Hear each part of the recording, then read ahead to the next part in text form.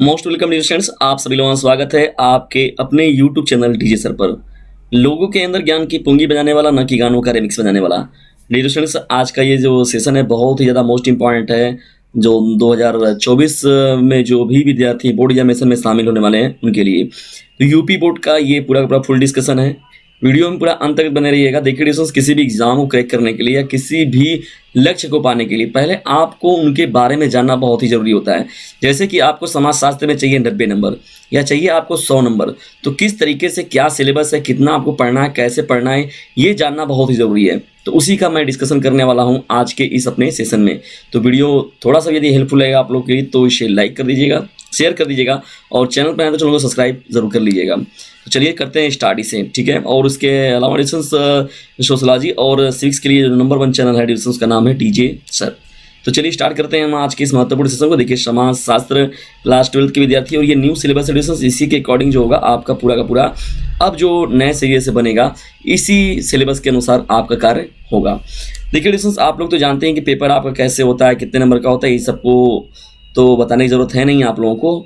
जो मुख्य रूप से बातें जो करनी है हम लोगों को वो है आप लोगों के लिए कि कौन कौन टॉपिक है आप लोगों से पूछा गया। देखिए भारतीय समाज खंड क में देखा जाए अगर तो भारतीय समाज ये दिया गया, पहला है आपका भारतीय समाज से। देखिए ये खंड क में दिया गया, इकाई क में 50 नंबर का इसमें से पूछा जाएगा। इकाई क से और इकाई ख से भी आपका 50 नंबर से।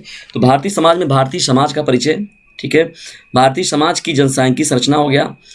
सामाजिक संस्थाएं, निरंतरता और परिवर्तन, बाजार एक सामाजिक संस्था के रूप में, सामाजिक समानता एवं बहिष्कार का ढांचा, ठीक है। ये सभी बातें जो हैं ये चैप्टर के अंदर आप लोग को मिलेंगे चैप्टर के रूप में। सांस्कृतिक विभिन्नताओं की चुनौतियां, परियोजनाओं के कार्य के लिए सुझाव, परियोजनाएं जो बनाई गई क्यों लाई गई, क्या उसमें सुझाव दिया गया, कौन कौन कब आए, तो ये कुछ महत्वपूर्ण कुछ ही हैं, बहुत ज़्यादा नहीं इसमें है। ये इकाई कम हो जाएगा आपका, ठीक है। इकाई कम में जब आप बढ़ते हैं तो यहाँ पर देखिए आप लोग का फिर 50 नंबर का पेपर मिलेगा, जिसमें कि 50 नंबर आप लोग का फिर से शामिल कर लिया जाएगा। भारत में परिवर्तन और विकास, भारत में परिवर्तन और विकास को देखिए इकाई ख में लिया गया है और इसमें से भी 50 नंबर का प्रश्न आप लोगों से पूछा जाएगा।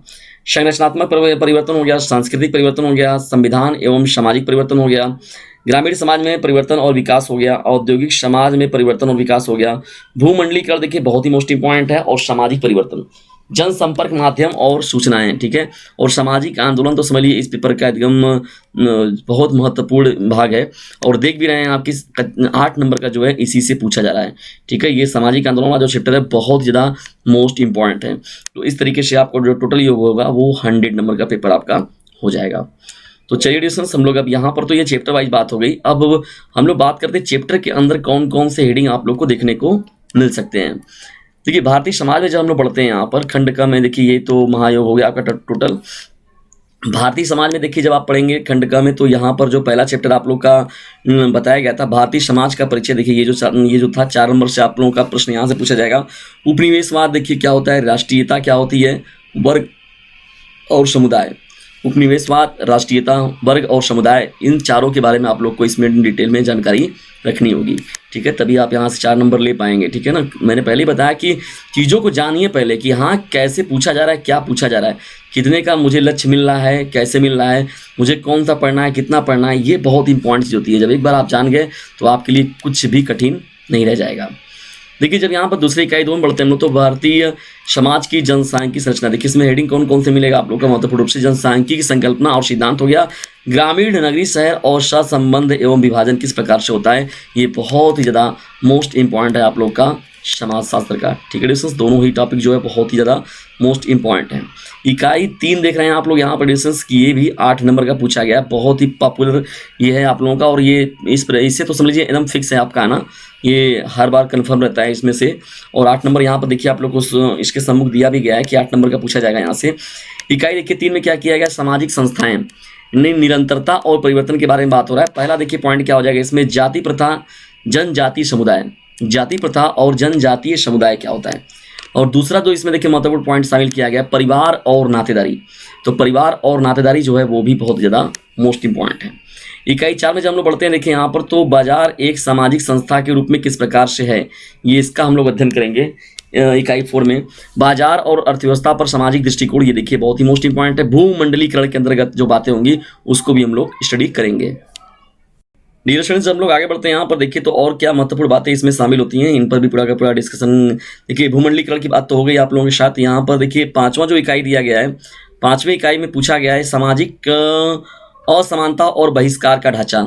सामाजिक असमानता और बहिष्कार का ढांचा, ये इकाई नंबर आपका क्या हो जाएगा? 5 हो जाएगा। जातिगत पूर्वाग्रह हो गया, अनुसूचित जाति होगी और अन्य पिछड़ा वर्ग हो गया। देखिए कौन कौन से आयोग बनाए गए, किन के लिए बनाए गए, ये बहुत ही महत्वपूर्ण पॉइंट है। जनजाति समुदायों को हाशिए पर रखना, दिव्यांगों का संघर्ष, ये देखिए मोस्ट महत्वपूर्ण टॉपिक हो जाएगा आप लोग का इकाई 5 में। चैप्टर ये जो तीसरा दिखाया जा रहा है ना, ठीक है, दिव्यांगों का संघर्ष, ठीक है ना। विकलांग की बात नहीं होती है, अब दिव्यांग कहा जाता है ना, नाम बदल दिया गया है। ये उनके अंदर भी एम्बुलेंस और व्यवस्थाओं के संबोधन के रूप में बदला गया है। छठवां देखिए इकाई क्या है, सांस्कृतिक विभिन्नताओं की चुनौतियां, बहुत ही मोस्ट इंपॉर्टेंट है, 10 अंक का यहाँ से प्रश्न मिलेगा आप लोगों को।